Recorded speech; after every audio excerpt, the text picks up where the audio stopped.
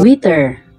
Ang goiter ay isang kondisyon na makikita sa pamamagitan ng paglaki ng thyroid gland or pamamaga at paglaki na makikita sa gitna ng liig. Ang goiter ay madalas na nauugnay sa kakulangan sa iodine, ngunit maaari rin itong sanhi ng iba't ibang mga kadahilanan tulad ng hormonal imbalance, autoimmune disease, o ilang mga kondisyon at gamot.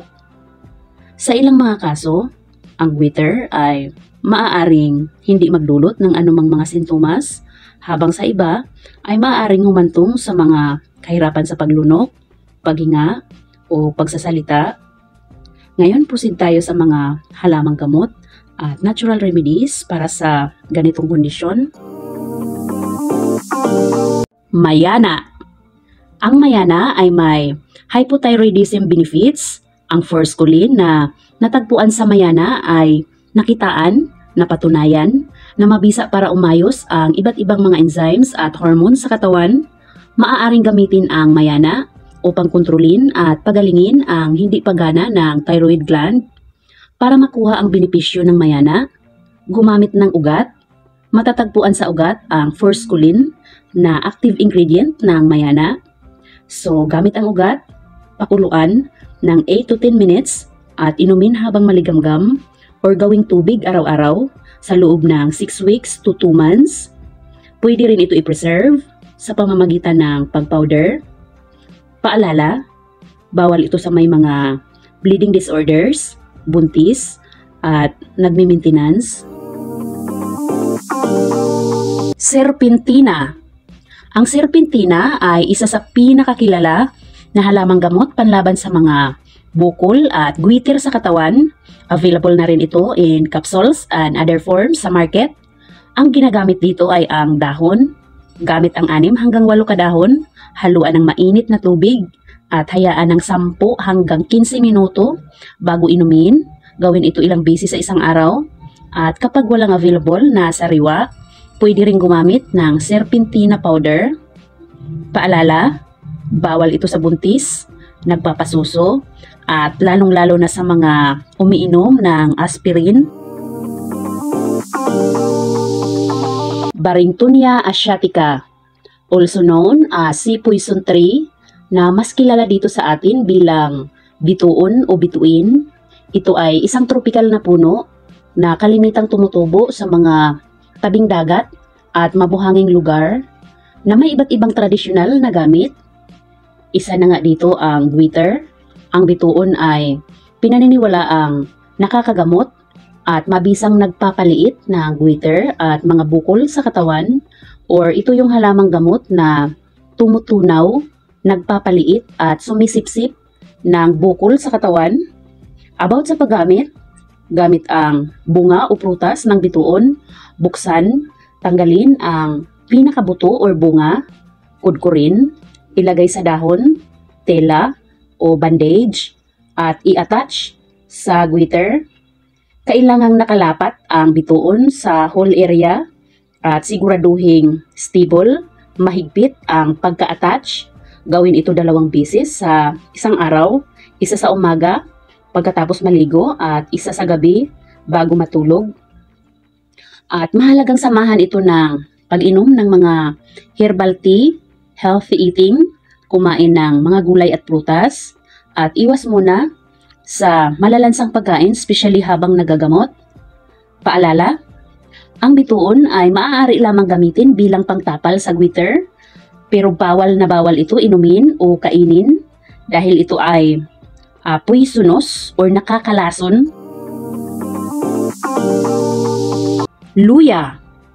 Ang luya ay isa sa pinakamadaling home remedy para sa goiter dahil ito ay madaling makuha.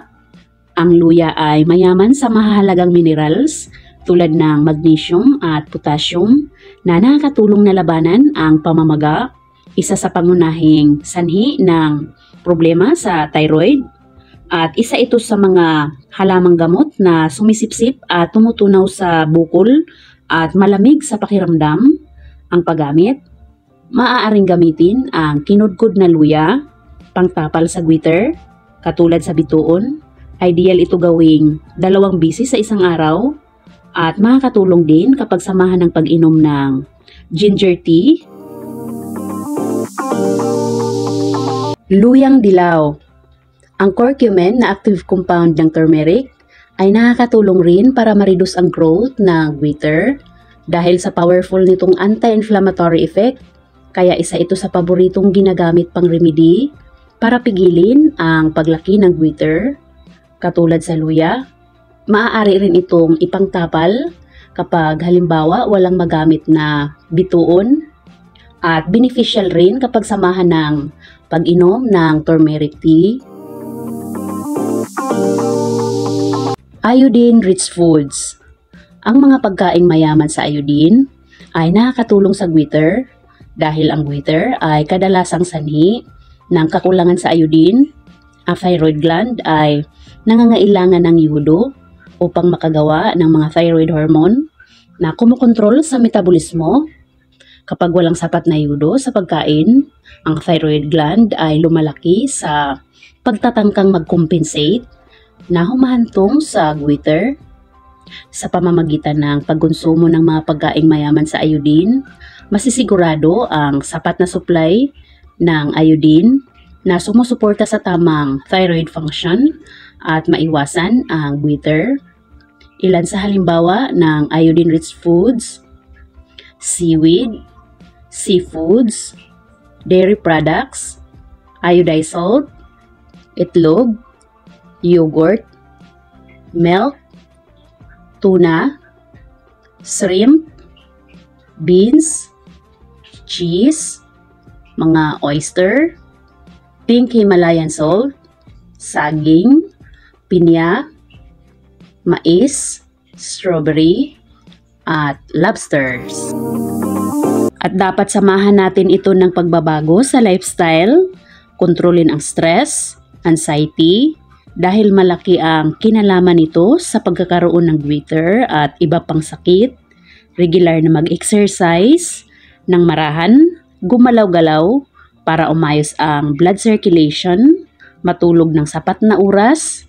Mahalaga ang quality na tulog para mag-heal ang katawan naturally, balance at healthy eating, magluto upang makasigurado sa kalidad ng pagkain.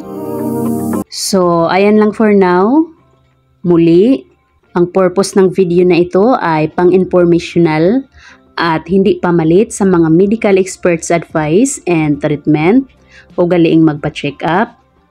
Maraming salamat sa panonood and may God bless us all.